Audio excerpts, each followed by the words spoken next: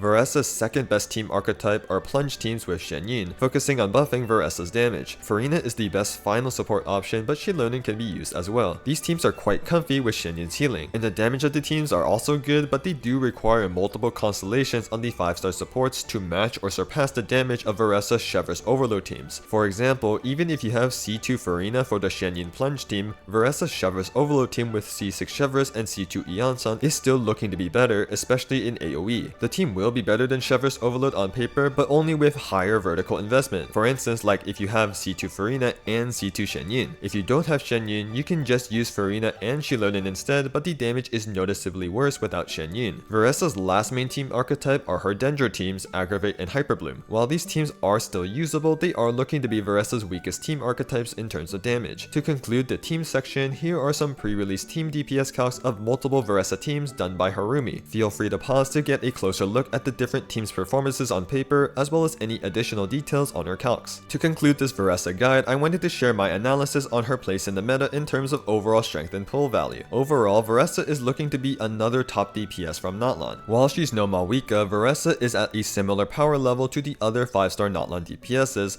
Molani, Kanich, and Chaska. All of these DPSs are top meta, having one clear team comp that deals a lot of damage, with various other teams that are also strong. For Varesa, Chevreuse Overload is looking to be her strongest team in the meta, with Shen Yun plunge teams being good as well. Aside from her top tier DPS, Varesa also has very good AoE damage as her plunges slam a fairly big area, and because her kit isn't designed around her being in Night Soul's Blessing for a set duration to deal damage, her rotations can be pretty flexible as you can swap out of Varesa while in combat without worrying about losing any stored Night Soul points. However, she does have some notable flaws. In terms of strong meta teams, Varesa only has a few choices, and if you're very strict about meta, she arguably only has one team archetype. Chevreuse Overload is looking to be her clear best team, with Shen Yun plunge teams being good, but overall behind Chevreuse Overload in terms of damage unless you have 5-star support constellations. Other team comps like her Dendro teams are usable but aren't as strong, as they look noticeably behind damage-wise based on pre-release team DPS calcs. And even in Varesa's best team, she has relatively limited teammate options. Farina, Shen Yun, and Xilonen are all limited 5-star supports that Varesa may want in non-Chevreuse Overload teams. But in all of Varesa's best teams, she really wants Eonsan, since Varesa's kit synergizes so well with Eonsan to fully access her buffs. You can definitely use another Electro support like Fischl or Aurora, and Varesa's teams will still work, but they will be significantly weaker without Eonsan. Varesa's strength and weaknesses are highlighted when we compare her with Clorinde, who I consider the best Electro main DPS in the game before Varesa's release. In terms of sheet DPS in the best teams, Chevreuse Overload,